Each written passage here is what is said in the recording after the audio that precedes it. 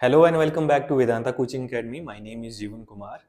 तो आप मेरे साथ मॉडर्न हिस्ट्री को कर रहे हैं, ठीक है। अब हमने जो मॉडर्न हिस्ट्री में हमने आज तक के जो टॉपिक कर लिए हैं, इट इज़ हमारा नेशनल मूवमेंट स्टार्ट हुआ है, ठीक है।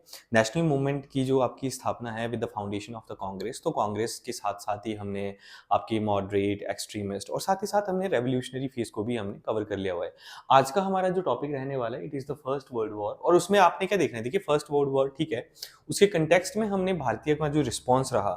अब रिस्पॉन्स किस तरीके का, देखिए दो तीन चीजें हम जो है यहाँ पे डिस्कस करने वाले हैं during eight that point of time. यहाँ पे हम पहले जो कंटेक्स्ट के लिए हैं आपके, मतलब एक कंटेक्स्ट के लिए हम फर्स्ट वर्ल्ड वॉर की भी बात करेंगे, लेकिन साथ ही साथ जो भारतीयों का रिस्पॉन्स है वो किस तरह से हमने एनालाइज करना है, ठीक है। इस दौरान क्या क्या होता है आपके, फॉर एग्जाम्पल सबसे पहले हम देखेंगे बीजी तिलक जो आपके एक एक्सट्रीमिस्ट लीडर हैं, साथ ही साथ एनी बेसेंट, इनके द्वारा क्या क्या काम किए गए। बीजी तिलक आपके बाल गंगाधर तिलक की हम बात कर रहे हैं, ठीक है, we are talking about the Bal Gangadhar तिलक। इनके द्वारा जो रिस्पॉन्स दिया गया, इनके द्वारा जो प्रतिक्रिया दी गई। इसके बाद आपकी एनी बेसेंट के द्वारा कौन कौन सी जो है वो प्रतिक्रियाएं, क्या क्या उनके द्वारा मूवमेंट लॉन्च किए गए। Then we have also a very prominent affair in Indian politics, वो क्या है, महात्मा गांधी की भारतीय राजनीति में एंट्री। अब इस दौरान हम महात्मा गांधी के द्वारा जो भी काम किए गए, विल बी डिस्कसिंग दैट, है ना, किस प्रकार से वो भारत में वापस आते हैं, भारत की पॉलिटिक्स में सक्रिय रहते हैं, उनके द्वारा क्या रिस्पॉन्स किए गए, किस प्रकार से उन्होंने भारतीय परिस्थितियों को देखा, एंड उन परिस्थितियों को देखते हुए उन्होंने अपने आंदोलन या अपनी जो राजनीतिक दृष्टिकोण है ना उसको यहाँ पर एस्टेब्लिश किया। अब इसके साथ साथ ही हम फिर देखेंगे कि ड्यूरिंग दिस मोमेंट अंग्रेजों के द्वारा भारतीयों को ना, जैसे ही आपकी फर्स्ट वर्ल्ड वॉर स्टार्ट होती है, उसी के साथ ही भारत को भी इन्वॉल्व कर लिया गया without even consulting the Indian government. अब गवर्नमेंट तो उस समय आपकी बनी ही नहीं थी, बट जो भी भारत के गवर्नमेंट और आप बुला सकते हो कि जो सरकार में जो भी आपके इन्वॉल्व थे, फॉर एग्जांपल कांग्रेस की हम बात करें, एक one of the nationalist organisation थे इस समय, है ना, एक राष्ट्रीय लेवल पर बनी हुई आपकी एक ऑर्गेनाइजेशन थी, और इससे बगैर किसी विचार विमर्श के भारत को इन्वॉल्व कर दिया गया। अब भारत को इन्वॉल्व किया गया तो देखिए इससे ना यहाँ पर एक चीज बताई गई। अब चीज की ये बात की गई कि इंडिया अगर इस समय, भारत जो है अगर इंग्लैंड का साथ देता है, ग्रेट ब्रिटेन का साथ देता है, तो उनको इसके कुछ पर्क्स मिलेंगे। अब वो पर्क्स क्या थे, पर्क्स की बात की गई कि we will give you a status. कौन सा स्टेटस, एक डोमिनियन स्टेटस। अब डोमिनियन स्टेटस में मतलब रिस्पॉन्सिबल गवर्नमेंट की बात की गई कि भारत को धीरे धीरे हम क्या कर देंगे, एक रिस्पॉन्सिबल गवर्नमेंट दे देंगे। अब ये डोमिनियन स्टेटस क्या है कि ब्रिटिश के तहत होते हुए, ब्रिटिश सरकार जो क्वीन उस समय आपके जो क्वीन या किंग है, उनकी छत्र छाया के तहत रहते हुए you will be given a self rule, ठीक है। जैसे कि आपका कनाडा एंड ऑस्ट्रेलिया में था, जहां पे यूल हैव द किंग और a queen who will be sitting there, a ruling monarch. उनके तहत you'll have a complete independence, internal independence होगी आपकी, जहां आप आंतरिक मामलों में क्या होगे, खुद के लिए स्वतंत्र होगे। और इन्हीं के तर्ज पर भारत को भी यहां पर, कि भारत में भी एक अधिराज्य का स्टेटस दे दिया जाएगा, जहां पर आपके पास एक रिस्पॉन्सिबल गवर्नमेंट होगी, जहां पे केवल भारतीय ही होंगे उस गवर्नमेंट में, ठीक है। But you will be with in the purview of the British government, ठीक है। इस तरह का भारत को डोमिनियन स्टेटस देने की बात की गई, रिस्पॉन्सिबल गवर्नमेंट लाने की बात की गई। बट बशर्ते आपने क्या करना है कि you have to support the British on every level. अब एवरी लेवल क्या था, वो क्या लेवल की हम बात करें, तो लेवल क्या होगा यहाँ पे कि आपको मैन पावर सप्लाई करनी है, ठीक है, man power, so many of Indian. अगर हम इंडियंस की बात करते हैं तो फर्स्ट वर्ल्ड वॉर में आपके 1.3 मिलियन पार्टिसिपेटेड।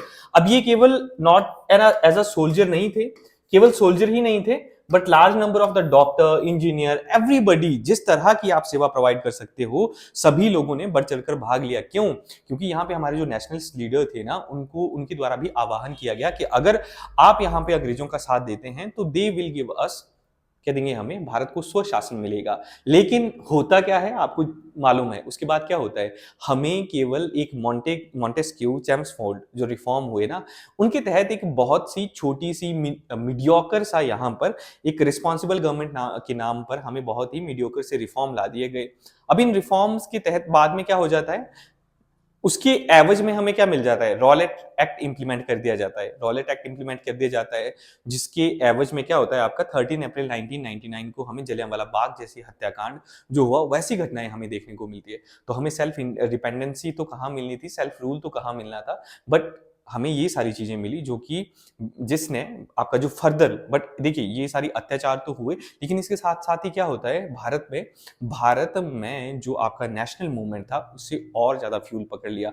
आपका नेशनल जो आपका नॉन कोऑपरेशन मूवमेंट है वो लॉन्च हो जाता है। भारत में जो रेवोल्यूशनरी एक्टिविटीज हैं वो फर्दर बढ़ जाती हैं, और 1929 तक आते आते यहाँ पर अब डोमिनियन स्टेटस की जो मांग थी उसको रद्द कर दिया गया। अब now the Indian want the new revolutionary leaders जो आए थे, आपके जो न्यू एंथुजियास्टिक लीडर्स जो आए थे, फॉर एग्जांपल जवाहरलाल नेहरू जैसे जो लीडर्स थे, they now wanted the complete independence. हमें देखने को मिलता है हमारे महान क्रांतिकारी जैसे भगत सिंह, सुखदेव, राजगुरु जैसे लोग, the one who wanted to throw out the British empire.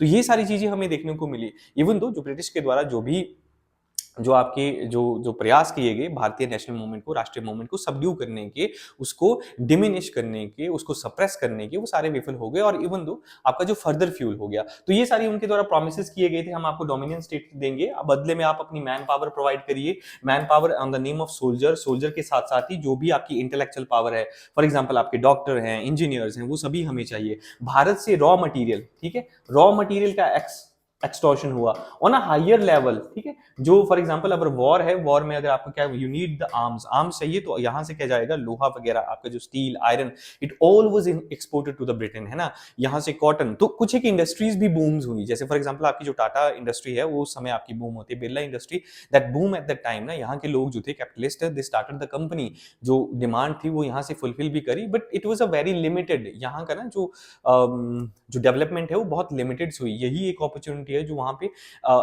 Establish की गई बाय दीज पीपल्स, बट बाकी तो आपका भारतीयों को क्या, सारा खामियाजा भारतीयों को भुगतना पड़ा। जो भी वॉर इंडेमनिटी थी वो इंडियन के पैसों से पे हुई।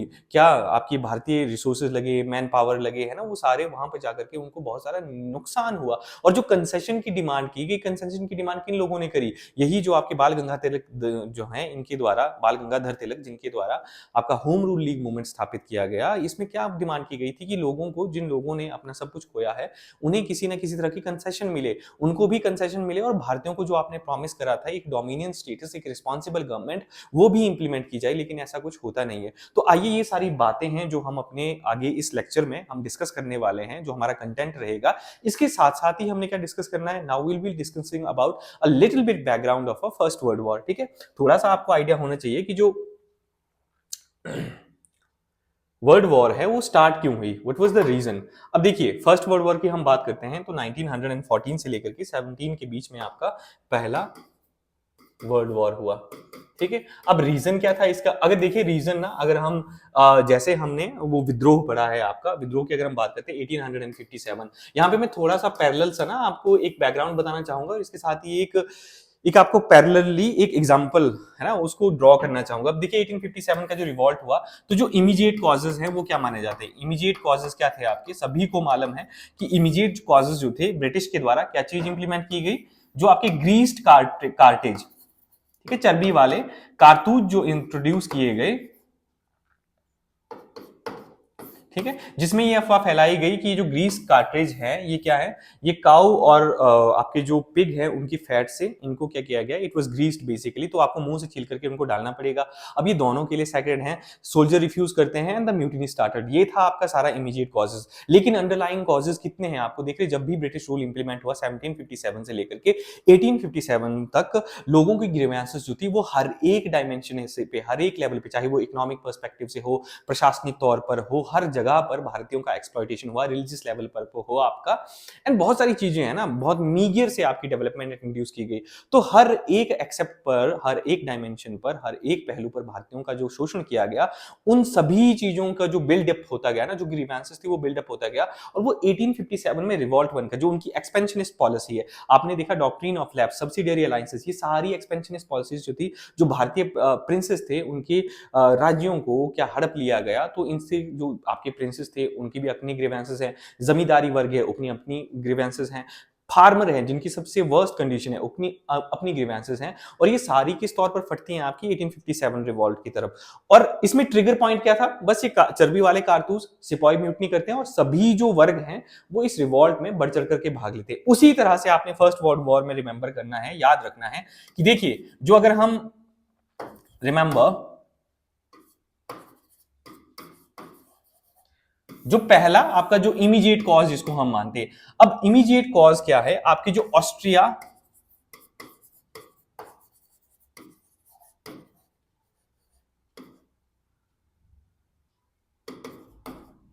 ऑस्ट्रियन हंगेरियन आपके जो प्रिंस थे which was who was heir to the throne, ठीक है, जो ऑस्ट्रियन हंगेरियन थ्रोन के एयर थे, इनका असैसिनेशन होता है ऑन जून 28 1914, ठीक है। He was assassinated on June 28 1914। इनका नाम है आपका ए एफ फर्दिनैंड, ए एफ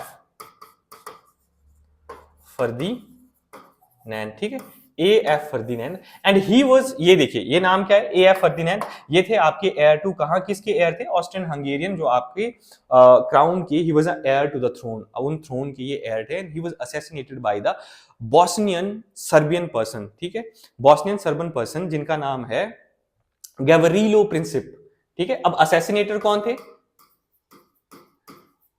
गैवरीलो प्रिंसिप, ठीक है। और ये कहां के व्यक्ति थे, ही वाज फ्रॉम सर्बिया, ठीक है, he was from Serbia, Bosnian Serbian person थे ये।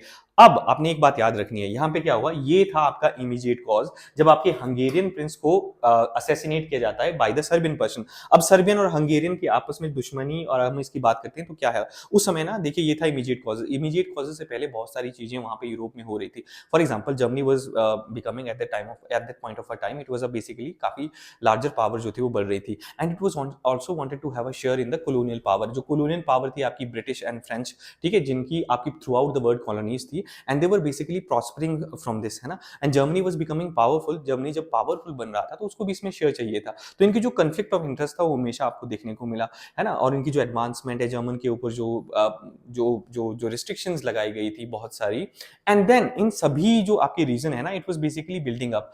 अब अलायंसेस आपकी बनी हुई थी, अलायंस में एक तरफ थे फ्रेंच हो गए, ब्रिटिश हो गए एंड रशियन, ठीक है, एक अलायंसेस में ये लोग थे, और दूसरी अलायंसेस में थे आपके जर्मनी, आपकी Austro Hungarian people and also the Italian, ठीक है, ये सारे लोग थे।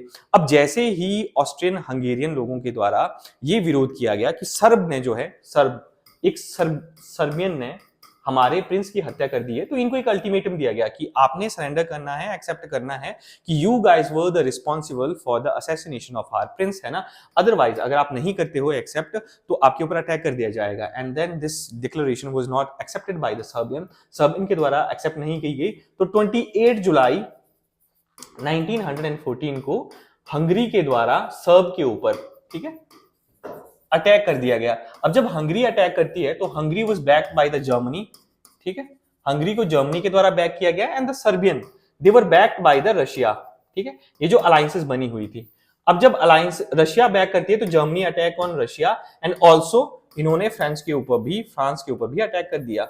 अब फ्रांस के ऊपर जब अटैक करा तो इन्होंने किस चीज का इस्तेमाल करा, इन्होंने आपकी Belgium was a neutral country, जब बेल्जियम के ऊपर इनके द्वारा अटैक किया गया तो आपका ब्रिटेन भी इस वॉर में कूद पड़ा। तो एक तरफ आपकी आ गई एलाइड पावर जहां पे था Britain, France and Russia, and दूसरी तरफ थी आपकी सेंट्रल पावर में आ गई आपकी Germany, Austria Hungarian country and also Italy, ठीक है, ये सारी कंट्रीज आ गई, and the world war started. और इसमें भारत को भी बिना किसी मतलब के पार्टिसिपेट करना पड़ा, because British was the colony of India, was the colony of British, है ना। और यहाँ पे मैन पावर से लेकर के आपके सारे रिसोर्सेज ड्रेन किए गए। अब जब ये रिसोर्सेज ड्रेन किए गए तो भारतीयों का क्या था, भारतीयों का एक इसमें पक्ष था कि अगर हम यहाँ पर वॉर में अगर हम पार्टिसिपेट करते हैं तो हमें सेल्फ रूल दिया जाएगा, लेकिन ऐसा कुछ भी नहीं होता है। सेल्फ रूल की जगह हमें दिया जाता है रॉलेट एक्ट, हमें दिया जाता है जलियांवाला बाग हत्याकांड। इसके तहत फिर हमारी जो नेशनल मूवमेंट है वो फर्दर इंप्रूव होता है एंड फर्दर फ्यूल होता है, ठीक है। तो आइए अब हम जो कुछ एक फैक्चुअल और बातें हैं वो डिस्कस करते हैं इसके रिगार्डिंग। तो अब हम रिस्पांस की बात करते हैं। तो this was the all background, और क्यों स्टार्ट हुआ, इसके क्या रीजन रहे। अब रिस्पॉन्सेज क्या रहते हैं, तो देखिए मॉडरेट्स हर कोई आपका क्या करते हैं, सपोर्ट, इन्होंने वॉर को सपोर्ट करा कि अगर वॉर, रीजन मैंने बता दिया, वॉर को सपोर्ट करने का रीजन आपका यही था कि फर्दर हमें जो है वो सेल्फ गवर्नमेंट दे दी जाएगी, रिस्पॉन्सिबल गवर्नमेंट जो है वो भारत में इंप्लीमेंट कर दी जाएगी। एक्सट्रीमिस्ट का भी यही रिस्पॉन्स था। फिर हम रेवोल्यूशनरी की बात करते हैं तो इन्होंने भी decide to wage war on British and free the country. अब यहां पर रेवोल्यूशनरी मानते थे कि हमारे पास अभी अच्छा मौका है, यहां पर हम ब्रिटिश के खिलाफ वॉर स्टार्ट कर देते हैं और हमारी कंट्री को फ्री कर दिया जाएगा। But this idea was not basically appreciated by the moderate और द एक्सट्रीमिस्ट। नेक्स्ट हमारे आते हैं होम रूल लीग मूवमेंट। अब home rule league movement during this particular movement जो है आपका शुरू होता है। दो पर्सनैलिटी आपकी इसके साथ जुड़ी हुई है, आपने ये याद रखना है। दो पर्सनैलिटी, एक आते हैं आपके बाल गंगाधर तिलक, बाल गंगाधर तिलक, और दूसरी है आपकी एनी बेसेंट। ठीक है, आयरिश लेडी हैं जो भारत की स्वतंत्रता के लिए काम कर रही हैं, विच वांटेड बाल गंगाधर तिलक की ये जो आयरिश लेडी हैं, शी वांटेड कि इंडिया को भी एक डोमिनियन स्टेटस की तरह स्टेटस दिया जाए। ठीक है, अब बीजी तिलक जो है आपकी, ही वॉज बेसिकली इम्प्रिजन। आपको सबको ही पता होगा, हमने प्रीवियस लेक्चर में ये बात हम डिस्कस करे हैं कि इनको इंडियन प्रेस एक्ट जो इंप्लीमेंट किया गया था 1908 एंड 10, उसके तहत इनके ऊपर काफी चार्जेस लगाए गए थे, क्योंकि इन्होंने कुछ एक चीजें जो थी वो पब्लिश करी थी regarding the revolutionary activities which was seen as a seditious activity, and he was imprison. Imprison इनको 6 साल के लिए किया गया 1914 में, जब ये छूट करके आते हैं मंडले जेल से। ठीक है, was imprison in Mandle jail. ये चीजें आपने नोट कर लेनी है, तो वहां से आते हैं। Then he again basically jump into the political activities, और स्टार्ट क्या कर दिया इन्होंने, भारत में राजनीतिक गतिविधियां अपनी फिर से शुरू कर दी। अब 1916 में होम रूल लीग जो है ये स्टार्ट करते हैं टू यूनाइट द इंडियन, भारतीयों को यूनाइट करने के लिए, भारतीयों में यहाँ पर हमें एक रिस्पॉन्सिबल गवर्नमेंट दिलाने के लिए, साथ ही साथ कंपनसेशन की बात करते हैं, the people who fought in the war, की भारतीयों को भी कंपनसेट किया जाए। दूसरा यहाँ पे क्या होता है, देखिए one thing you need to remember कि जब वॉर आई ना, तो वॉर की वजह से जो खर्चा हुआ आपका, वॉर जो है काफी कॉस्टली अफेयर होता है, एवरीबॉडी नोज अबाउट इट। जो कॉस्टली अफेयर है उसको कवर कैसे करें, तो भारत की पीठ पे से ये कवर किया जा रहा था, है ना। भारतीयों के ऊपर टैक्स इंपोज किए गए, हैवी ड्यूटी इंपोज की गई, इकोनॉमिक हार्डशिप कंट्री में आ गई। अब इस चीज से उबारने के लिए दो होम रूल लीग वगैरह मूवमेंट जो थे आपके लॉन्च किए गए। ठीक है, दूसरा इसको जो बूस्ट था वो किससे मिला था आपको, जो रशियन रेवोल्यूशन थी, इस तरह से। देन तिलक ने कब लॉन्च करा आपका, अब देखिए ना, ये चीज आपने प्लीज ये रिमेंबर, ये याद रख लेना कि अप्रैल 1916 में जो था आपका बाल गंगाधर तिलक के द्वारा लॉन्च किया गया, और सितंबर 1916 में जो था वो एनी बेसेंट के द्वारा लॉन्च किया गया। तो कभी कभी ना आपको ये क्रोनोलॉजी में आ जाता है पूछने के लिए कि इनको क्रोनोलॉजिकली अरेंज करिए कि एनी बेसेंट के द्वारा कब लॉन्च किया गया था ये मूवमेंट, एंड देन बीजी तिलक, बाल गंगाधर तिलक के द्वारा ये कब लॉन्च किया गया। तो अप्रैल में इनका है और सितंबर में इनका है। ठीक है, अब देखिए फैक्टर रिस्पॉन्सिबल, हम वही बात कर रहे हैं कि ऑलरेडी हमने ऊपर डिस्कस कर लिया, लेकिन फिर से हम यहां पे बता देते हैं कि जो nationalist believe the people involve were necessary to get the concession, वही कंसेशन की बात की गई कि जो भी वॉर में आपका जुड़ा हुआ लोग थे उनको किसी ना किसी तौर पर कंसेशन मिली जाए। ठीक है, कि मॉडरेट, अब जब मॉडलिंग रिफॉर्म इंट्रोड्यूस किए गए तो मॉडरेट 1917 में इसकी घोषणा की गई थी, आप पढ़ेंगे, हम आगे डिस्कस करेंगे जैसे ही हम मॉडलिंग रिफॉर्म आएंगे 1919 की, इनको डिस्कस करेंगे। तो मॉडरेट को पता ही था कि ये किस तरह की इन्होंने जो है वो इंप्लीमेंट किया गया है। हमें रिस्पॉन्सिबल गवर्नमेंट की बात की गई थी, रिस्पॉन्सिबिलिटी के नाम पर हमें तो कुछ भी इसमें मिला ही नहीं है। जस्ट एक प्रोविंसेस की बात की गई, प्रोविंसेस में आपकी गवर्नमेंट बनेगी, लेकिन वो गवर्नमेंट क्या होगी, किस तरह की होगी, जहां पर उसको पावर्स भी कुछ भी नहीं दी गई, नामात्र की पावर दी गई। एक्चुअल पावर तो थी आपकी गवर्नर के पास ही रखी गई, जो गवर्नर होंगे आपके प्रोविंसेस के। यहाँ पे जो सरकार बनाई जाएगी वहां पे भी विषयों को तय किया गया कि जो लॉ मेकिंग प्रोसेस है वो किस तरह का होगा, हम आगे इसके बारे में बात करेंगे। तो देवर इन अ कंफ्यूजन, इवन मॉडरेट भी आपके कंफ्यूजन में थे कि किस तरह का जो है वो प्रशासन लागू किया, किस तरह के इन्होंने रिफॉर्म लाए गए हैं, किस तरह की जो है रिस्पॉन्सिबल गवर्नमेंट लाई गई। ठीक है, इससे क्या होता है कि जो it was an imperialistic war that expose the myth of white supremacy. ठीक है, उसके बाद अब तिलक आपके रिलीज हो गए, तो इन्होंने आकर के ही, ये हम ऑलरेडी ऊपर डिस्कस कर चुके हैं। ठीक है, उसके बाद जो थी आपकी, जो ये होम रूल लीग लॉन्च किया गया, तो कहां कहां पर लॉन्च किया गया, इसकी ब्रांचेस कहां कहां थी।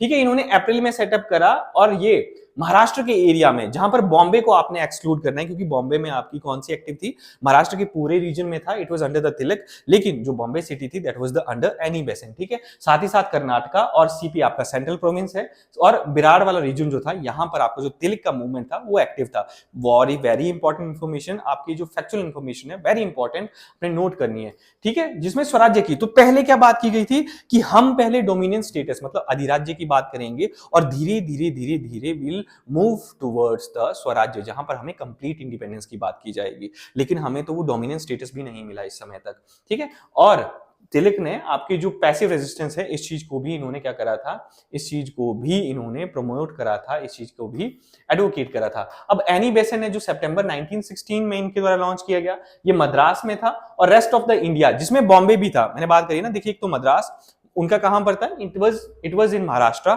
लेकिन बॉम्बे सिटी नहीं थी इसमें, बाकी कर्नाटक, सेंट्रल प्रोविंस एंड बिरार। ठीक है, इनका कहां पर था, मद्रास में था, बॉम्बे सिटी थी, और रेस्ट ऑफ द इंडिया जो इनके अंडर नहीं आता था, बाल गंगाधर तिलक के अंडर नहीं आता था।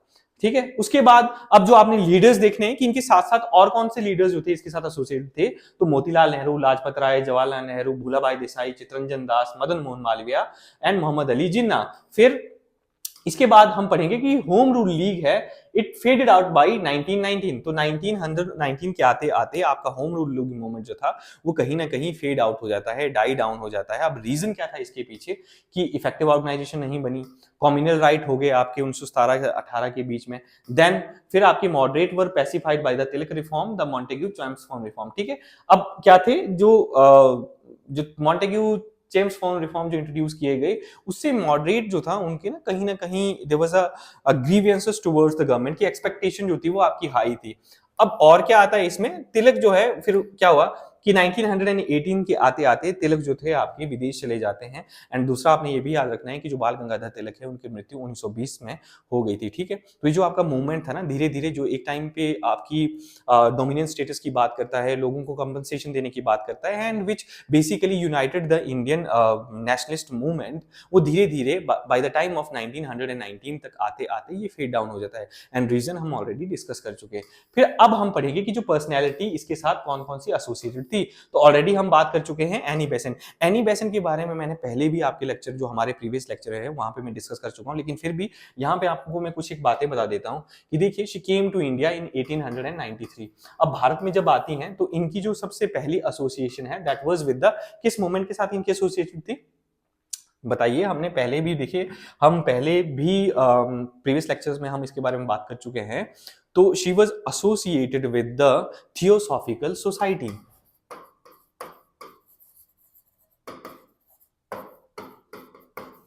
ठीक है, थियोसॉफिकल सोसाइटी के साथ इनकी एसोसिएशन थी, जो कि 1875 में इसकी कहां पर, न्यूयॉर्क में इसकी नींव रखी गई थी बाई एच.एस. ऑकलर्ट। एंड दूसरी कौन है आपकी, ब्लावत्स्की, मैडम ब्लावत्स्की। ठीक है, ये दो हैं who founded this organisation in New York which is in United state of America. United state of America में वहां पे इनके द्वारा फाउंडेशन की गई। अब ये भारत के परिप्रेक्ष्य से इसकी स्टार्टिंग की गई थी कि इंडिया में रिफॉर्म लाने के लिए, रिफॉर्म के साथ साथ ही कि इंडियन नैरेटिव को वर्ल्ड में रिप्रेजेंट करने के लिए, कि India is not a some sort of a barbarian organization, but काफी ही इनका जो एडवांस नॉलेज था वो एडवांस था। एंड देन ये उपनिषद के बेस पे रिफॉर्म करने की बात करते हैं, उस नॉलेज को जो थ्रू आउट वर्ल्ड फैलाने की बात करते हैं। तो 1875 में जब इसकी स्थापना वहां पर की गई तो इन्होंने सोचा कि देखिए, भारत के लिए ऑर्गेनाइजेशन है, तो इसका हेडक्वार्टर जो था, और हेडक्वार्टर वो भी है आपका कहां पर, it should be transferred to India. तो ये भारत में आ जाते हैं 1880 के दशक में। एंड देन 1880 में भारत में आते हैं, 1882 अड्यार, और कहां पर, मद्रास। और कहां पर जगह है ये, मद्रास में। अड्यार में जाकर के ये अपना हेडक्वार्टर खुद स्थापित करते हैं, विच इज इन मद्रास। ये इंफॉर्मेशन याद रखना है, इट वाज इन 1882। ठीक है, फिर ये भारत में अपने कुछ समय तक काम रखते हैं, लेकिन ये जो मूवमेंट है it got popularized when Annie Besant came to India in 1893। और जब वो इस सोसाइटी के साथ जुड़ती हैं और उन्होंने पॉपुलराइज करा। अब एनी बेसेंट के बारे में एक और चीज याद रखिए, ठीक है, सारी इंफॉर्मेशन हम यहाँ पे कवर कर लेंगे। She became the first president of Indian national Congress. पहली महिला अध्यक्ष बनती हैं ये, किसकी, इंडियन नेशनल कांग्रेस की, इन 1917। ठीक है, पहली महिला अध्यक्ष बनती हैं। इसके साथ ही होम रूल लीग मूवमेंट जो हमने अभी पढ़ लिया, which was launched by her in 1916 in September. इससे पहले अब मैं देखिए ना आपकी महिलाओं की जर्नी के बारे में भी बता देता हूं इंडियन नेशनल कांग्रेस की, या आपकी रिवीजन भी हो जाएगी। तो पहली महिला अध्यक्ष कौन बनी आपकी, एनी बेसेंट। कब बनी, 1917 में। ठीक है, मैं यहाँ पे एनी ही लिख रहा हूं। इससे पहले आपने एक और याद रखना है कि 1890 में पहली जो आपकी प्रवक्ता रही हैं, इट वाज इन 1890, कदम्बनी गांगुली, वो आपकी पहली प्रवक्ता हैं। She became the first speaker बनी थी। उन्होंने एड्रेस करा था जो आपका 1890 का जो सेशन हुआ था कांग्रेस का, तो ये है स्पीकर 1890 में, जिनका नाम है कदम्बनी गांगुली।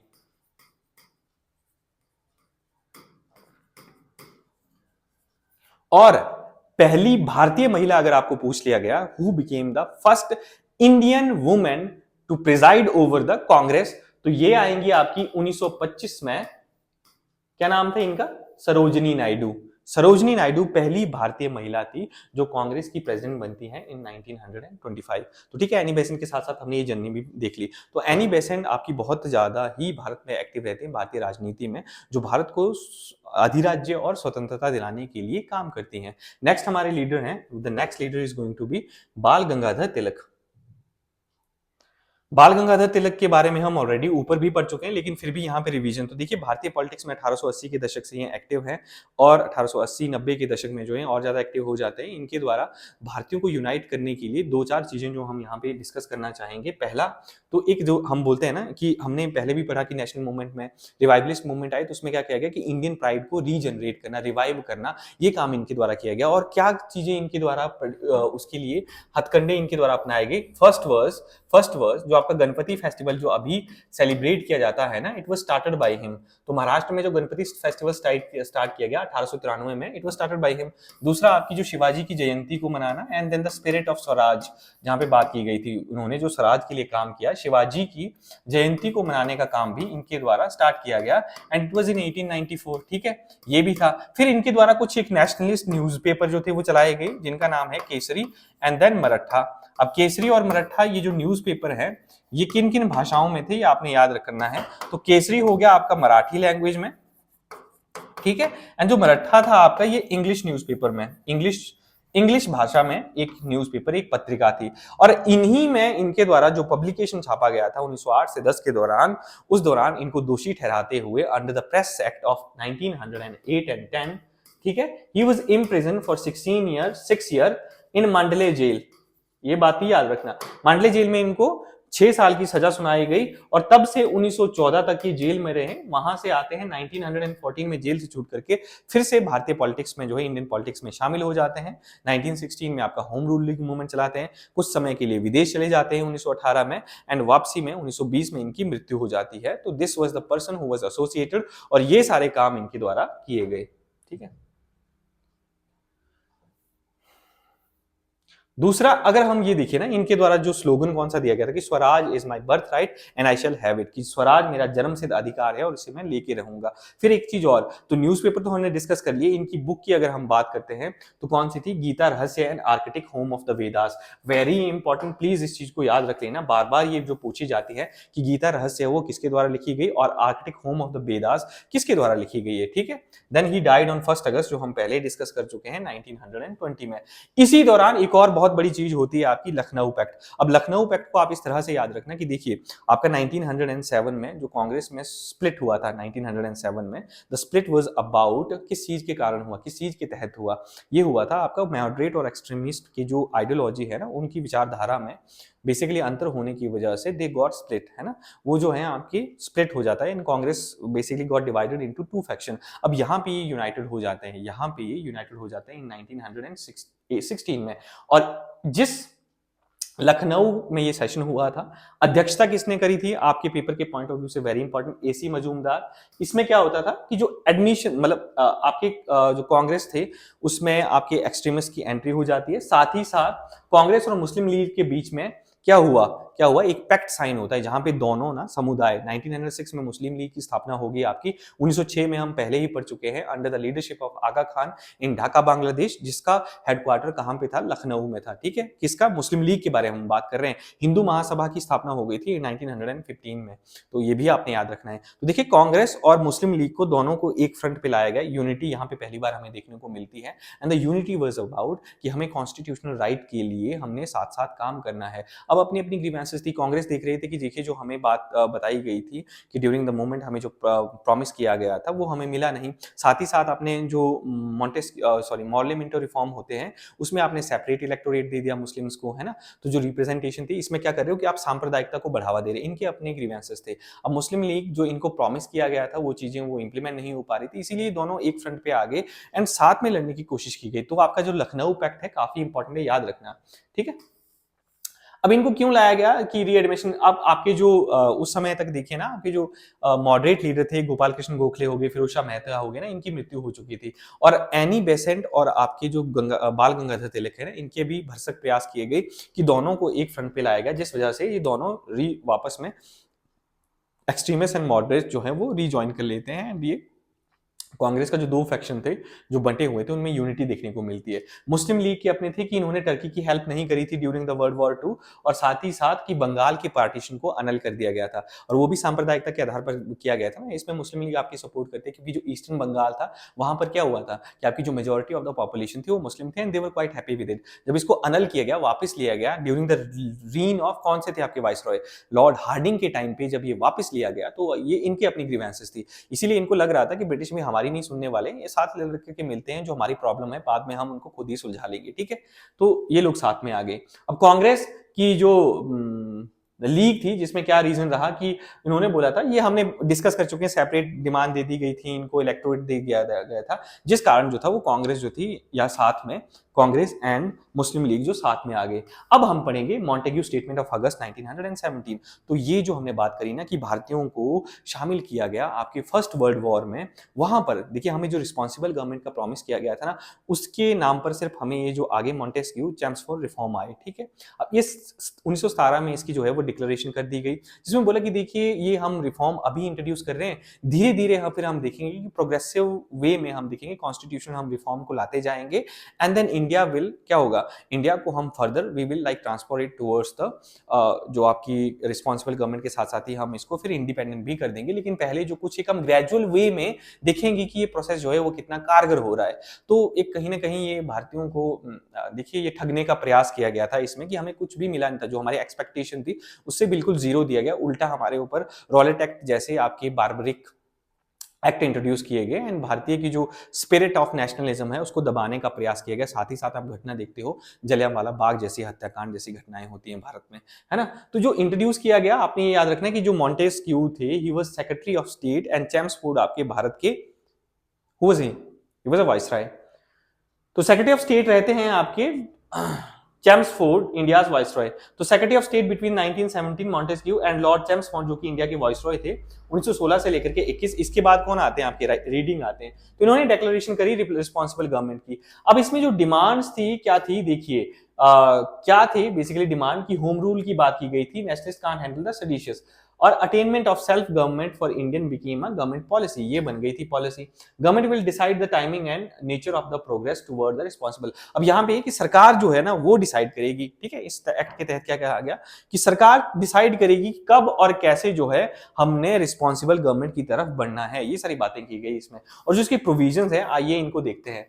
तो पहले तो हम रीजन देख लेंगे कि reason for the nationalist resurgence after the first world war, कि प्रथम विश्व युद्ध के बाद राष्ट्रवादी पुनरुत्थान कैसे होता है। पहला कि जो मैं ये इनको डिस्कस कर चुका हूं, देखिए जब भारत को ना शामिल किया गया इस वॉर में तो हमारे ऊपर हैवी ड्यूटी, हमारे हैवी टैक्सेस लगाए गए, भारतीयों को क्या किया गया, इकोनॉमिक हार्डशिप आई हमारी कंट्री में, है ना। एंड जो वॉर आपकी यूरोप में हुई है तो यहाँ पे उसका जो खामियाजा है वो भारतीयों को भुगतना पड़ा। तो इसके खिलाफ क्या होता है कि बेसिकली हमने जो रिफॉर्म की बात की गई वो तो इंट्रोड्यूस नहीं करा गया, ऊपर से there is a so much of a hardship, आपकी जो वॉर का बर्डन है वो भी इंडियन को बियर करना पड़ रहा है। तो देखिए ना इसकी इस लाइन के एवज में ना मुझे एक सीन याद आ रहा है, जो आपकी मूवी का सीन है ना, दिलजीत दोसांझ की एक मूवी है and it is about the second world war के बारे में, आई थिंक इट वाज। तो इंडियन का पार्टिसिपेशन वहां पे भी है, भारतीय सेकंड वर्ल्ड वॉर में भी पार्टिसिपेट करते हैं। वहां पे ना वो एक बात बोलते हैं उस मूवी में कि देखिए मैं मुझे तो समझ नहीं है, वो मेन जो कैरेक्टर है आपका मूवी का वो एक लाइन बोलता है कि why I am basically participating in this war, मैं इस वॉर में आया ही क्यों है, हम उन लोगों की सीमाओं की रक्षा कर रहे हैं जिन्होंने हमारी सीमाओं के ऊपर कब्जा करके रखा हुआ है, जिन्होंने हमारे देश पे कब्जा कर रखा है, हम विदेश में आकर के उनकी सीमाओं की रक्षा कर रहे हैं। तो ये किस तरह की एक आयरनी है ना। तो कई बार देखिए ये सारी जो चीजें होती हैं इनको भी देखा करिए, ये भी ना बहुत एक पर्सपेक्टिव सा दे जाती हैं आपको हिस्ट्री का। तो यहीं पे यही बात है कि भारत का ना कोई लेना देना है और ऊपर से आपकी वॉर यूरोप में चली हुई है एंड हम आपको मैन पावर प्रोवाइड कर रहे हैं, आपको हमारे रिसोर्सेज लगा दे रहे हैं, हमारा धन, हमारे जो लोग, हमारे साथ साथ ही इंटेलेक्ट जो है वो आपकी वॉर में लगी हुई है, और ऊपर से जो वॉर का खर्चा है वो भी हमारी ही जेब से जा रहा है। Now it should be economic hardship should be on a Europeans, but वो इंडियंस को बियर करनी पड़ रही है। ऊपर से जो आपने रिस्पॉन्सिबल गवर्नमेंट की बात करी थी वो भी आपने नहीं इंप्लीमेंट करी। तो ये सारी चीजें यहां पे ये बात कर रहा है। अब मॉन्टेस्क्यू चैम्प्सफोर्ड रिफॉर्म जो हमें रिफॉर्म दिए गए काइंड ऑफ रिस्पॉन्सिबल गवर्नमेंट के नाम पर जो हमें रिफॉर्म दिए गए वो कैसे थे।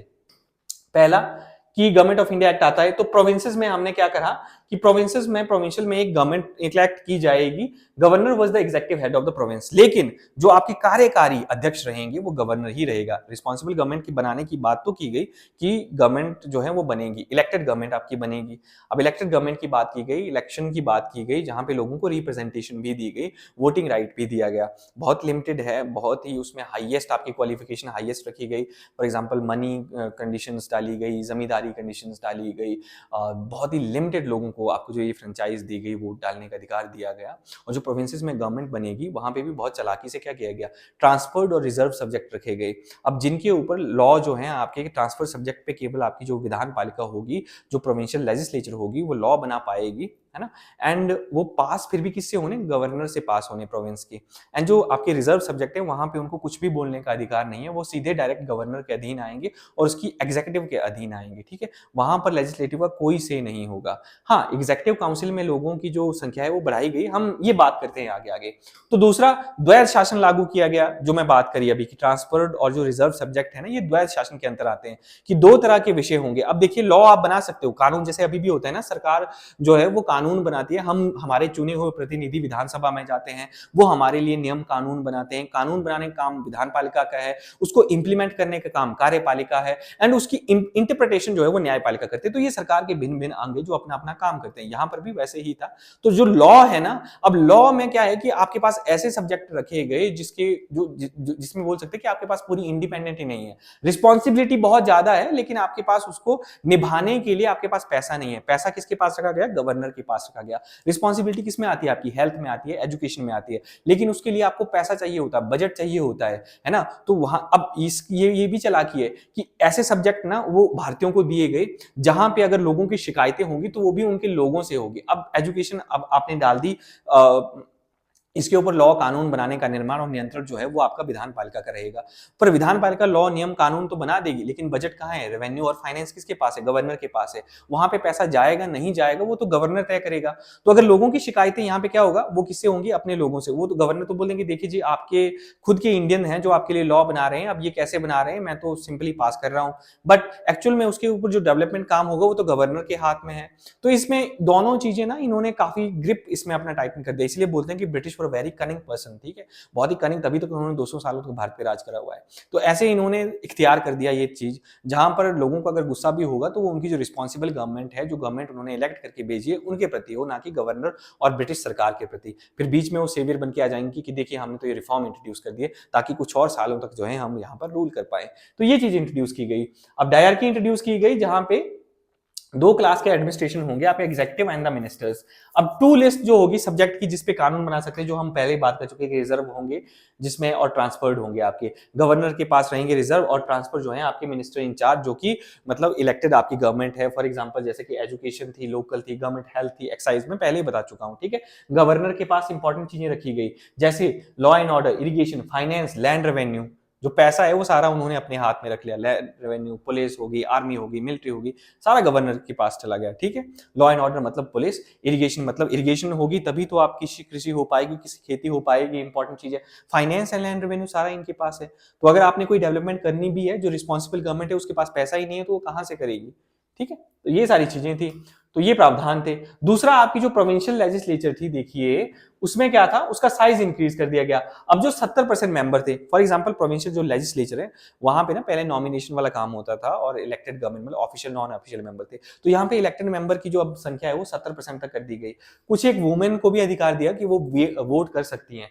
दूसरा कि जो, हाँ, लेकिन कोई भी बिल होगा, अब ये जो ट्रांसफर्ड सब्जेक्ट जो है ना, अगर यहाँ पर भी अगर सरकार मतलब फॉर एग्जांपल जो इलेक्टेड गवर्नमेंट है वो कुछ बिल पास करती है, तो वहां पर भी गवर्नर का एसेंट जरूरी था, गवर्नर पास करेगा तभी माना जाएगा। रिजर्व सब्जेक्ट के ऊपर तो वो बोल ही नहीं सकते हैं, बट जो आपके ट्रांसफर सब्जेक्ट हैं जो इनको दिए गए, जैसे शिक्षा, हेल्थ, एक्साइज ड्यूटी टाइप, ये जो चीजें दी गई है, यहाँ पर भी अगर कोई कानून बनाते हैं तो भी वो गवर्नर से पास होना जरूरी है।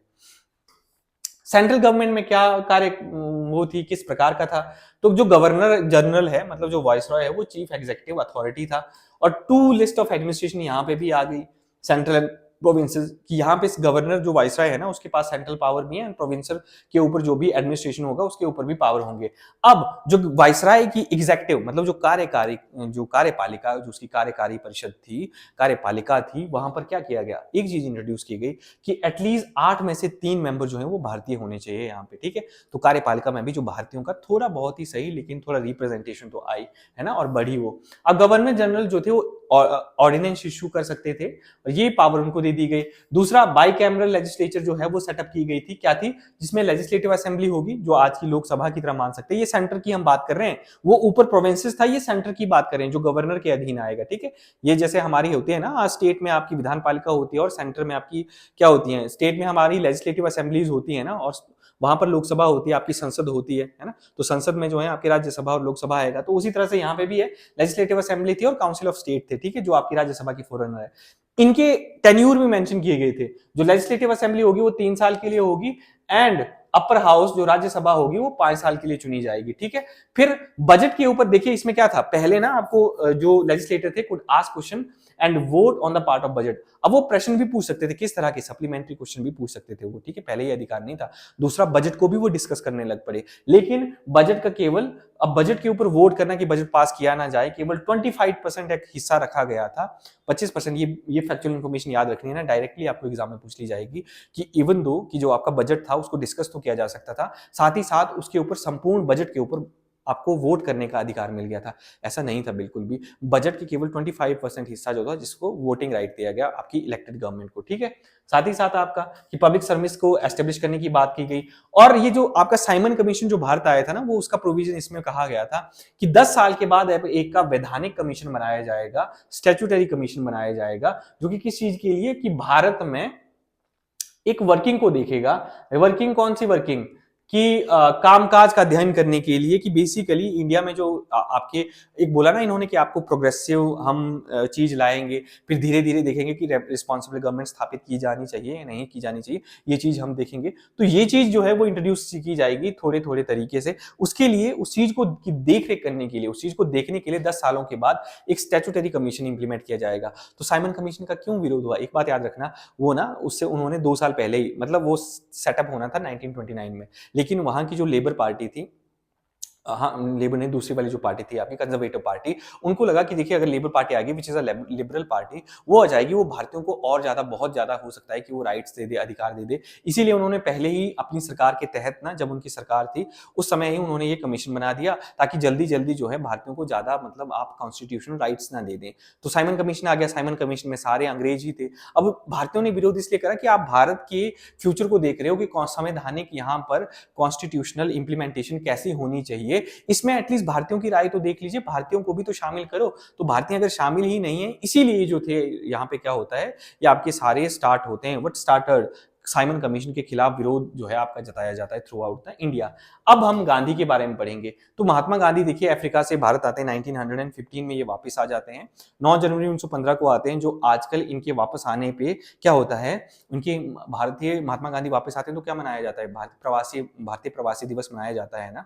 प्रवासी जो लोग होते हैं, जो people who are basically working in the other countries, है ना, और जो भारत की जीडीपी में बहुत ज्यादा कंट्रीब्यूट करते हैं, ये तो प्रवासी भारतीय दिवस इनके भारत में वापस आने के उपलक्ष्य में मनाया जाता है आज के टाइम पे। 9 जनवरी 1915 को भारत में वापस आते हैं।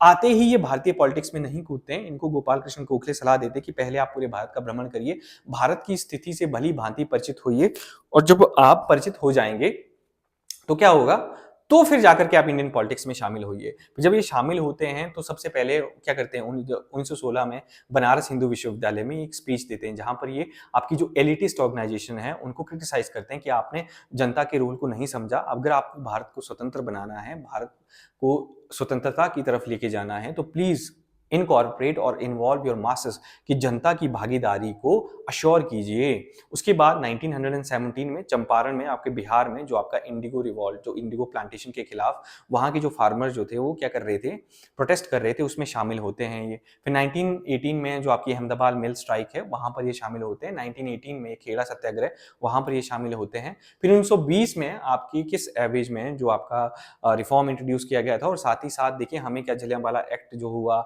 जलियांवाला बाग का जो हत्याकांड हुआ, उसके साथ ही रॉयल एक्ट जैसे बारबेरिक एक्ट लगाए गए, इनके खिलाफ असहयोग आंदोलन चलाते हैं। तो ये सारे काम थे महात्मा गांधी के परिप्रेक्ष्य में जो हमने यहाँ पे डिस्कस करे, ठीक है। ये सारे हम हाँ, एक बात ये याद रखना है कि जो चंपारण का सत्याग्रह हुआ था, यहाँ पे बार बार पूछ लिया जाता है कि इनको किसने बार बार परस्यू किया था कि आप आइए और वहां पर शामिल होइए, तो ये थे राजकुमार शुक्ला, ठीक है। उसके बाद अहमदाबाद मिल स्ट्राइक जो थी आपकी, तो वहां के जो वर्कर्स थे ना, इन्होंने क्या बोला था कि हमारे जो 50% ऑफ जो इनकी डिमांड थी कि वृद्धि की मांग की गई थी कि हमारे वेतन को राइज किया जाए, मतलब उसकी वृद्धि की जाए 50% तक, ठीक है। And they were on a strike, किस वजह से कि जो आपका प्लेग का बोनस था वो एकदम से ही बंद कर दिया गया था। अब there was a dispute between the cotton mill जो ऑनर थे एंड द वर्कर के बीच में, ठीक है। तो जो इनके बीच में डिस्प्यूट था, तो उन्होंने अपनी जो डिमांड करी, किसके लिए डिमांड करी कि 50% हाइक की, और वो बंद कर दी गई। अब गांधी ने क्या करा, महात्मा गांधी इसमें इन्वॉल्व होते, तो उन्होंने बोला कि ठीक है, आप 50% की बात मत करिए, एटलीस्ट 35% तक की हाइक की बात करिए कि आप उनकी वेतन में वृद्धि हो। और उन्होंने इसमें फास्ट अनटू डेथ का पहली बार प्रयोग करा। तो ये भी क्वेश्चन आ जाता है कि पहली बार महात्मा गांधी ने ये जो अनशन है और जहां पर मतलब भूख हड़ताल का प्रयोग करा था, तो वो कहां पर हुआ था, ये आपके अहमदाबाद मिल स्ट्राइक में हुआ था, ठीक है। एंड देन फिर इसको क्या किया गया, एक्सेप्ट कर लिया गया। एंड देन फिर इसके साथ जो वुमेन एसोसिएटेड है ना, आपने ये याद रखना है कि अनुसुईया साराभाई वो सोशल वर्कर थी जिन्होंने महात्मा गांधी को इन्वाइट करा था वर्कर्स की फाइट करने के लिए। एंड ये थी जो प्रेसिडेंट थी कहां पर, अहमदाबाद मिल ओनर की जो एसोसिएशन थी, जो कि 1891 में फिर हुई थी। उसके बाद खेड़ा सत्याग्रह, ये कहां पर हुआ आपका, डिस्ट्रिक्ट गुजरात के खेड़ा के, जो Kheda which is a district in Gujarat, जहां पे क्रॉप फेलियर हुआ था। बट स्टिल उनको क्या करना था, क्रॉप फेलियर की वजह से भी उनको जो रेवेन्यू था वो वही उनको देना था। किसानों को मजबूर किया गया कि that you have to give the revenue which is basically assigned to you. अब यहाँ पर जब क्रॉप ही नहीं हुई, तो किसान जो थे वो स्ट्राइक पे बैठ गए, किसान जो थे सत्याग्रह पे बैठ गए, जहां पे महात्मा गांधी की इन्वॉल्वमेंट रहती है। इन्होंने क्या बोला था कि देखिए 1/4 से जो थी ना वो नीचे हुई थी, आपने ये याद रखना है। तो इसमें क्या किया गया था कि आपको क्या मिलेगा, रेमिटेंस मिलेगी, साथ ही साथ जो आपका रिमिशन ऑफ क्या होगा कि आपको कर से छूट मिल जाएगी, लेकिन ऐसा हो नहीं रहा था, इसीलिए किसान इसका विरोध कर रहे थे। अब गांधी जी जब इसमें इन्वॉल्व होते हैं तो बोलते हैं कि यू डोंट हैव टू पे द टैक्सेस। और सरदार वल्लभ भाई पटेल, नाराई परेख हो गए, मोहनलाल पांड्या, ये जो लीडर हैं इसके साथ आपके जुड़े हुए हैं। फाइनली क्या होता है, गवर्नमेंट ने finally agree to return all the confiscated property, reduce the increase in tax and suspended the tax for a year. तो इसका इसका आपने रिजल्ट जब बताना है ना, तो क्या बताना है, रिजल्ट क्या निकलता है, निष्कर्ष क्या निकलता है, निष्कर्ष निकलता है कि गवर्नमेंट ने जितनी भी प्रॉपर्टी को जब्त करा था, कि जो लोग रिफ्यूज कर रहे थे कि हमने पेमेंट नहीं करनी है टैक्सेस की, उनकी प्रॉपर्टीज को वापस कर दिया।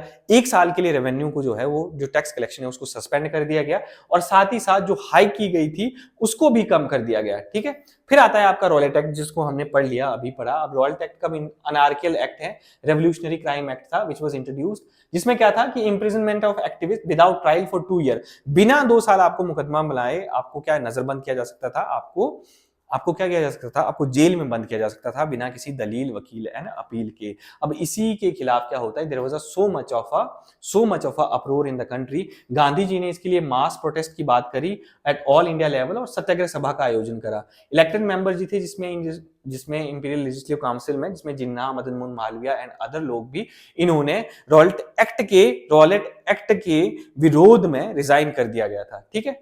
अब पंजाब में होता क्या है, पंजाब में क्या हुआ, इंसिडेंस होता है कि वहीं पर ना आपका लोग जो थे, बहुत बड़ी गैदरिंग थी ना, मतलब आपके जो अमृतसर में जलियांवाला बाग हत्याकांड, सभी इस चीज से फैमिलियर। 13 अप्रैल 1919 को बैसाखी का सीजन है, लोग जो थे वो वहां पर विजिट करके, आपके गोल्डन टेम्पल में विजिट करके, वो शांतिपूर्वक वहीं पे बैठे हुए थे, और वहां पे सभा का आयोजन भी किया गया था। जनरल डायर आते हैं एंड गोलियां बरसा देते हैं बिना किसी चेतावनी के, and the people, so many of the casualty वहां पे हैपन होती है। थ्रू आउट इंडिया एक शोक की लहर फैल जाती है।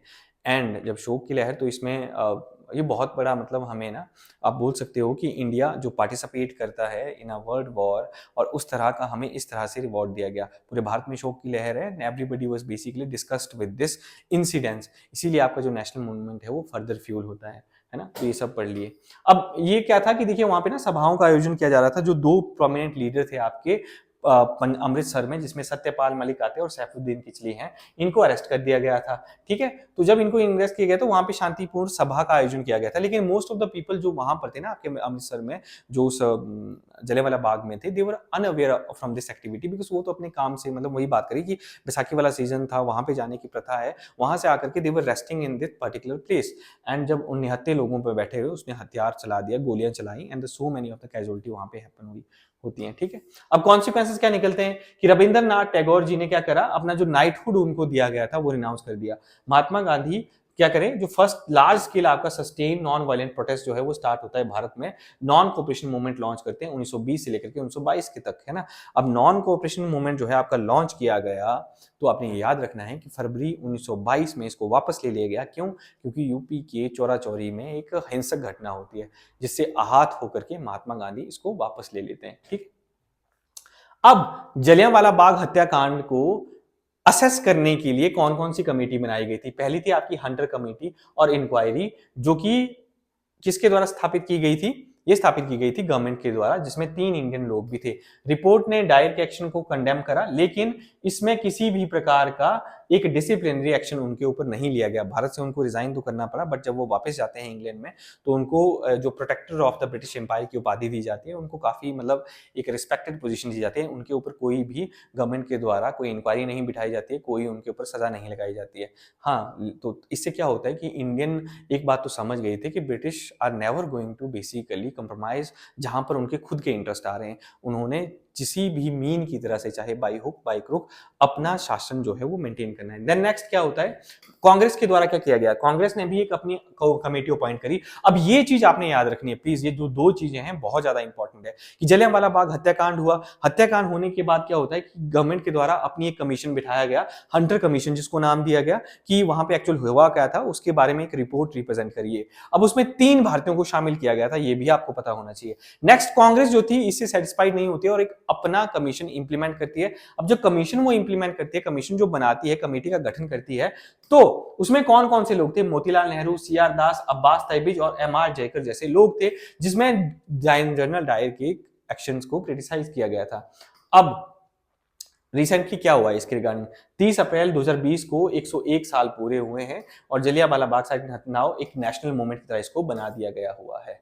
ठीक है, तो ये सारा आपका था हमारा फर्स्ट वर्ल्ड वॉर और साथ ही साथ उसमें नेशनलिस्ट रिस्पांस, जिसमें हमने बहुत सारे डायमेंशन कवर करे।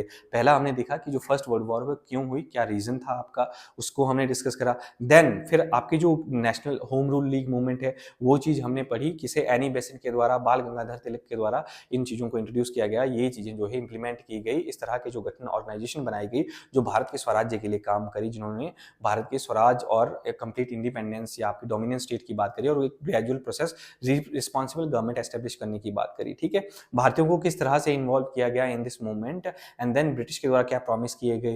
फिर हमने देखा कि वो प्रॉमिस जो किए गए, क्या उन्होंने मॉन्टेस्क्यू चैम्प्स फॉर रिफॉर्म जो इंट्रोड्यूस की गई 1919 में, क्या उसमें रखे?